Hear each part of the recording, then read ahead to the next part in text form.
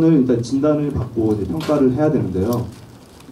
환자분들이 병원에 이제 찾아오시게 되면 건선을 이제 사실 육안적으로 거의 진단이 가능합니다. 뭐 굳이 조직 검사를 하는 경우도 있긴 하지만 대부분은 이제 경험이 어느 정도 있는 의사라면은 임상 소견만으로도 건선을 진단을 충분히 할 수 있습니다. 하지만 조직 검사를 하는 이유는 이제 몇 가지가 있을 겁니다. 뒤에서 보여드리기도 하고, 그다음에 혈액 소변 검사를 또 하게 되는데, 이거는 약제를 써야 되잖아요. 나중에 약제를 쓸 때 피검사 결과가 뭐 혈압이 높으시다든지, 혈압이 아니라 그 고지혈증이 있으시다든지, 또는 뭐 간 수치가 안 좋고 이러면 이제 써야 될 약에 이제 제한이 생기기 때문에 그걸 미리 파악하기 위해서 혈액 검사를 하는 거고요.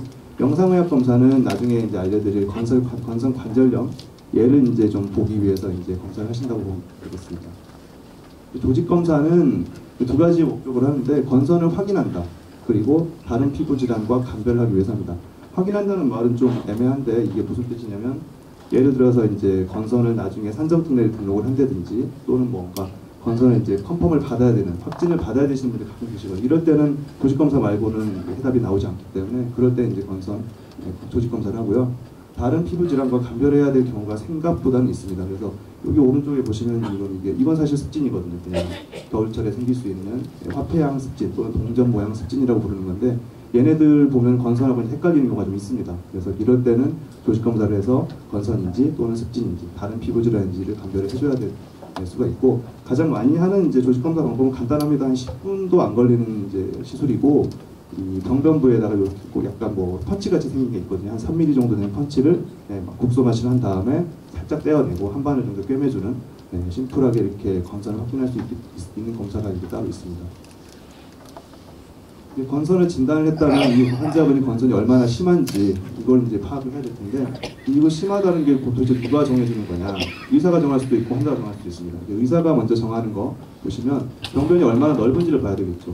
예를 들어서 뭐 팔꿈치에 조금 있다든지 또는 몸통에 전체 다 있다든지 이렇게 구분을 하려면 BSA라고 하는 병변의 넓이를 보는 방법이 있고요.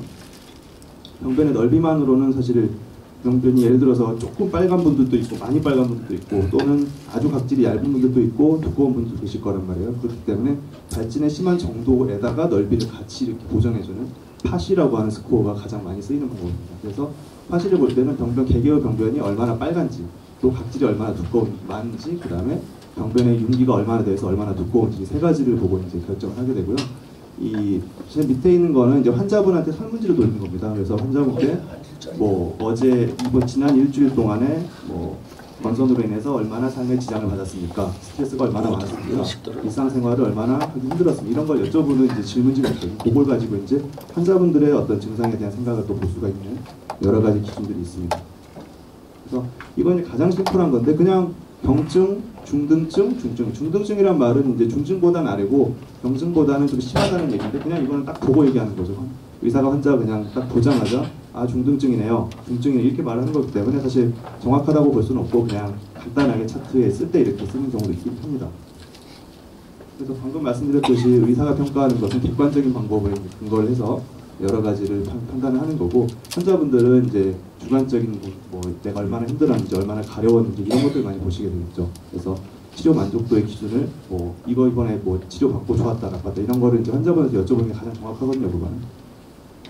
그래서 방금 말씀드렸듯이 이 넓이는 보통 자기 손바닥 하나 한 면적이 1%라고 보시면 됩니다. 내 몸이 100%라고 치면 손바닥 하나가 1%니까, 예를 들어 이 환자분 같은 경우는 이렇게 손바닥 몇 개니까 몇 %다 이렇게 이제 대충 계산을 할 수가 있겠죠. 그리고 또 말씀드렸듯이 홍반, 두께, 각질 이 세 가지가 얼마나 차이가 있는지 이제 보고, 이걸 가지고 이제 이분은 팔꿈치에는 스코어가 3점 정도 되고, 또는 뭐 각질은 3점 정도, 이런 식으로 이제 평가를 내릴 수가 있습니다. 의사가 온몸을 다 보고 이제 이걸 진단하는 거죠.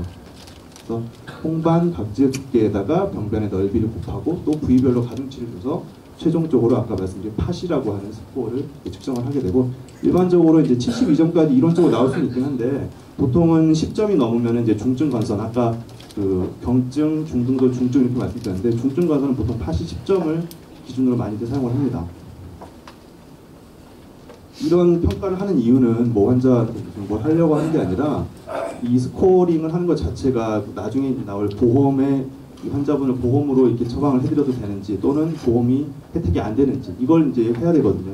나중에 가면 약가가 되게 비싸지기 때문에 이런 것들을 미리 파악을 해서 차팅을 다 해줘야지만 환자분이 보험으로 받을 수가 있습니다.